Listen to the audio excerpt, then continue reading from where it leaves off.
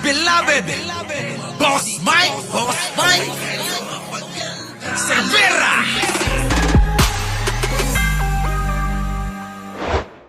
Yun ang batiko si Senator. Eto mga kababayan ko. Dito wala silang masasabi bakit kasi papabor sa kanila. Eto naman si Bam Aquino na nagsabi na mas maganda daw litisin si Digong dito sa Pilipinas. Abay mga kababayan ko, wala naman silang masasabi. Pero tayo mga kababayan, hindi tayo magsasalita ng kahit na ano. Sasabihin natin na humihigop o sumusupsup ng tumbong ng mga Duterte itong si Bam. Hindi natin sasabihin yan. Dahil yan ay kanyang opinyon. Opinyon niya yung gusto niya ay dito litisin si Digong. Pakinggan nyo pero pakinggan nyo sila. Abangan nyo sila. May masasabi ba sila rito? Na dating ayaw na ayaw ninyo, na dating binabash nyo rin si Bam Aquino. Bakit di kayo magsalita? Magnangawa kayo. Ganun ang gawin ninyo, magnangawa kayo. Eto. Pakinggan nyo. Pasok! Inuulan ngayon ng batiko si Senator Bam Aquino dahil sa sinabi niyang dito dapat sa bansa at hindi sa ICC litisin ang mga opisyal na nasa likod ng extrajudicial killings. Ang detalye sa agenda report ni Dexter Ganibe ng Abante.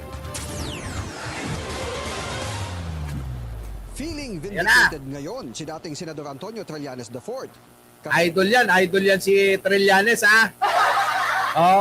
bakit? Vindicated ngayon si dating Senador Antonio Trillanes IV. Kasunod ng naging pahayag ni Senator Bam Aquino sa isang panayam na ideally, dito dapat sa Pilipinas ang paglilitis sa mga idinadawit sa extrajudicial killing noong panahon ng war on drugs ng Duterte administration. Nako! Sabi ni Trillanes, ngayon, napatunayan na totoo ang kanyang sinabi noong kampanya para sa 2022 elections laban kay dating Vice President Leni Robredo na kapag nanalo sa pagkapangulo ay hindi niya isusuko sa International Criminal Court si nooy Pangulong Rodrigo Duterte.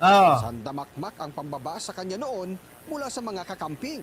Nako! Ngayon na niya, balik ang bashing kay Senator Bam. Kita nyo, ang nambaba sa kanila, kapwa nila kakamping. Diba mga kababayan? Ito na. Kasama sa mga naghain ng kaso sa The Hague, personal para kay Trillanes, ang naging pahayag ni Aquino. Kita nyo? Punto pa niya, may mga nagbibida-bidahang may malasakit sa mga biktima ng EJK na wala namang nagawa noong kasagsagan ng walang awang pagpatay sa mga pinaghihinalaang drug pusher. Maliwanagan niya. Para sa kanya, ang mga binitiwang salita noong 2022 campaign, isang namumutawi muli ngayon. Ayaw namang silaban pa ni Senador Risa Hontiveros ang tila namumurong mainit na sitwasyon ngayon sa United Opposition. Si Senator Bam na lang daw ang bahalang sagutin at ipaliwanag ang kanyang naging pahayag. Para kay Hontiveros, baka naman tumakbo si Bam sa ilalim ni Sara. Baka naman si Amy talaga ilalaglag nila. Hindi lang si Marcoleta ilalaglag ng grupo ng mga bobong DDS baka magulat kayo mga kababayan Sara Bam! Baka mangyari saba talaga. Saba ang tatakbo. Nako! Tuloy! pabor siya sa ongoing case ngayon ng ICC sa war on drugs. Sinusuportahan ko ang ICC at sinusuportahan ko yung mga prosesong idinadaos nila para sa mga mamamayan ng mundo. Kung ang mga mamamayang iyon ay hindi nakatatanggap ng sapat na tugon sa sarili nilang bayan. Sa kabila ng mga pahayag ni Trillanes, mananatili raw ang pagkonsidera ni Hontiveros sa kanya bilang kaalyado. Hindi rin pinalagpas ni dating COA Commissioner Heidi Mendoza ang pahayag ni Senator Bam. Insensitive ito anya sa mga biktima ng EJK na hindi kayang tumaya kung ang dating Pangulo ang kalaban. Tumanggi na muna magsalita pa si Senator Bam. Last time kasi one cam tayo, nabalik ko doon yung sinabi ko. So, just read the statement na ng honest. Yari ka Bam! Nakaw! Sabi ko sa inyo mga kababayan, ang politika masalimuot, wala kang permanenteng kakampi, wala kang permanenteng kaaway. Tignan nyo mga kababayan ko, pati itong mga kakamping, hindi sila magkasundo-sundo. Eto alam nyo naman, di ba? Si Bam Aquino, Aquino yan Iba rin ang takbo ng isip eh. Di ba? Nako, mga kababayan ko. Sige, tuloy! Maglalabas na lang daw siya ng written statement kaugnay ng kanyang kontrobersyal na pahayag. Sabi naman ng iba, sumisip-sip daw sa DDS ito. Putik na yan, Bam Aquino, yan na yung ikakabagsak mo. Maniwala ka sa akin, no, yan na yung ikakabagsak mo. Ano? Pero alam nyo, balikan natin ang nakaraan. Di po ba, lagi po ito, mga kababayan, kumukontra sa panahon ng mga Duterte. At kasapi po siya sa minorya, diyan po sa Senado. Di po ba, mga kababayan, nung panahon ni Duterte? Tapos po ngayon, mga kababayan ko, eto na. Iba na ho yung sinasabi. Nakaw, mga kababayan. Siguro meron po siyang pansariling kadahilanan o meron po siyang nais na mangyari o baka naman mga kababayan, ito si Bam Aquino, mukhang gusto rin maging presidente. At baka naman may tampo sa grupo nila Trillanes. Di ba mga kababayan ko, kung inyong matatandaan din, isa ho sa solido na taga-suporta ni Pinoy, ang isang nagngangalang Trillanes noon. Di ba? Sir Mike, nagkukunwari pa sila, eto na. Pasok ha. Ito tingnan nyo, mga kababayan, si Trililing. Bobo! Ganyan mga kababayan, ang walang laman ng ulo, ganyan lang ang kayang sabihin, walang argumento. Sige, tuloy mo lang.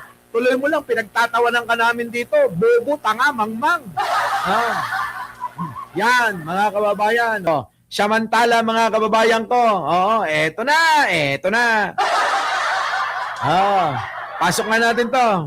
Naman kabrigada, kumbinsidong walang inatupag si Vice President Sara Duterte kundi ang mamulitika para sa taong 2028. Brigada Haji Caaminyo, ibrigada mo! Brigada Live Report.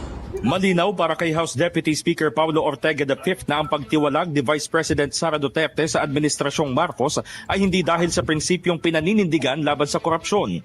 Ito'y matapos na formal na ideklara ni VP Sara ngayong araw na tatakbo siyang Pangulo sa 2028 national elections. Ayon kay Ortega, ang pagkalas ni Duterte sa gobyerno ni Pangulong Bongbong Marcos ay dahil sa political repositioning. Nagsilbihan niyang turning point sa alyansa ang kontrobersya na nakapalibot sa confidential at intelligence funds na inilaan sa Office of the Vice President at Department of Education. Paliwanag ni Ortega, halos 2 taong nagsilbi si Duterte sa administrasyon na hindi man lang isinasa publiko ang paratang na systemic corruption o incompetence. Kung talagang katiwalian at inefficiency ang tunay na dahilan, dapat umano'y na idokumento ang mga ito habang miyembro siya ng gabinete. Kahit si Deputy Minority Leader Antonio Tino, kumbinsido na walang inatupag si VP Sara, kundi ang mamulitika para sa 2028. At magnakaw! Wala, mga kababayan, sa buong termino niya bilang Vice Presidente, nangampan niya ng napakaaga. Nag-ikot, mga kababayan, Hong Kong, Japan, Australia, Middle East, hanggang Europa. Nangampan niya yung, minumura ko na sa kanya. Minumura ko na talaga siya sa isipan ko eh. Tuloy. Hindi na anya nakakagulat ang desisyon at kalkulado na ang hakbang bilang panakot lalo na sa mga kongresista. Well, talaga namang matutuloy na yung impeachment. Bakit? Mga takot ba kayo? Mga wala ba kayong mga bayag na mga congressman kayong mga magnanakaw? Sasamahan nyo yung kapwa nyo magnanakaw? Abay, sa kahuli-hulihan naman ng buhay ninyo, gumawa naman kayo ng mabuti. Gumawa kayong mabuti, kayong lahat ng mga kongresista. Gumawa kayo ng mabuti, hindi puro nakaw lang ng nakaw, puro pansarili. Ay, naku mga kababayan ko, sa totoo lang. Tuloy. Malinaw yung timing niya ng announcement niya ay para din na panggulo. Pusit tactics na naman ito para siyang pag-usapan at ipakita na inaapi siya kuno. Pero matagal nang hinihingi ng taong bayan ang pagpapanagot sa 612.5 million. Wala na, binaliwala na nila. Katwiran pa ng iba, yung ninakaw ni Sara, 620 million plus lang. Samantalang daw yung ninakaw ni Martin Romualdez, billion-billion daw. Pabigat ka talaga, Martin eh. Diba? Oh, kaya nga kakanta-kanta yung mga DDS eh. Sabi sa kanta, mga kababayan, no, Martin, magnanakaw si Martin. Sabi ng DDS yan, bakit? Si Martin lang ba nagnakaw? Bakit? Si Sara hindi? Bakit? Si Pulong hindi? Bakit? Si Digong hindi?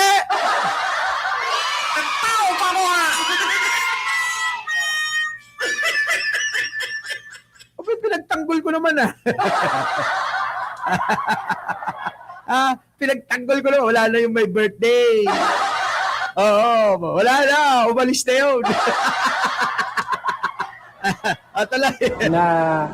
Confidential funds. Lalo na yung 125 million na winaldas in 11 days na pangupo pa lang niya bilang Vice President in 2022. Naniniwala naman si House Senior Deputy Majority Leader Lawrence Defensor na strategic decision ang ginawa ni Duterte upang palakasin ang kanya mga tagasunod sa gitna ng kakaharaping impeachment complaints. Sabi ni Defensor, posibleng makonsolidate ang mga taga-suporta ng Vice Presidente dahil sa timing ng deklarasyon. Mali ka doon! Mali ka doon, Tonton Gutierrez!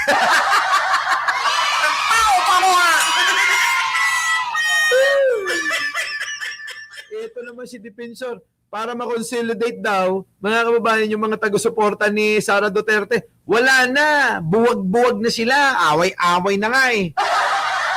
Oh, di ba? May balita nga ako eh. Sara, hindi ka iboboto nung mga nasa dahig, maniwala ka. Hindi ka, ayaw ka nung mga yun, ha? Oh. Those who endorse the impeachment complaints are very firm on their position that there was an impeachable offense committed. It becomes an advantage for her because the administration and or a third force is nowhere to be found. Walang matatag na posibleng tumakbong presidente laban kay Vice President Sara. Kaya pag anong walang matatag? Engot din to. Tonto kapag gihapon. Tonto rin, mga kababayan, masyado pang maaga, kuya. Pwede naman kasi sa 2028 na ideklara. Maaaring 2027, ideklara. Putik na yan, pwede ba? Pwede bang estratehiya ng administrasyon kung sino yung susuportahan niya? Tandaan nyo yan, mga kababayan. Alam nyo naman si Pangulong Bongbong, mahilig sa pasabog. Yung magugulat na lang kayo at ma-overwhelm kayo na, wow! Ganon!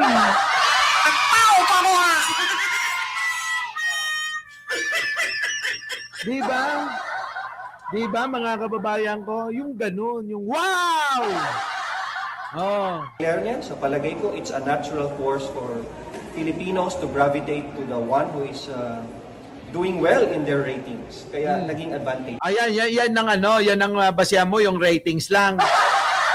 Alam nyo, mga kababayan, ewan ko ba, dahil lang sa ratings, ginagawa nilang propaganda, ginagawa nilang naratibo. Di bang hindi kami naniniwala dyan sa ratings na yan? Putik na yan, saka nakakita nga naman, nang hindi nagtatrabaho, walang ginagawa, gala lang ng gala, pasyal lang ng pasyal, lustay lang ng lustay, tapos mataas ang rating niya. Diba? Diba? Oh. Samantala, idinagdag ni Kabataan Party List Representative Rene Luis Co na premature ang deklarasyon at dapat sagutin muna ang mga tanong ng taong bayan na hanggang ngayon ay nakabinbin pa. Meron ngayong nilabas na announcement that is premature and providing intention na may higher ambitions si VP Sara Duterte. At this point in time... Sige na, bilisan nyo na. Tama na yung dakdak ng dakdak. Impeach nyo na. Dito naman tayo. Paano ako maniniwala na mataas ang rating ni Sara? Dahil ako, mga kababayan, nagmamatsyag din. Paano mga kababayan, na maniniwala kayo na sila ay nasa katotohanan kung ang mga kanilang ginagawa ay puro pami-make news lang, puro kasinungalingan yung daladala nila. Yung panlaban nila na daladala ni Pangulo na katotohanan ay puro kasinungalingan. Our beloved Boss Mike Cervera.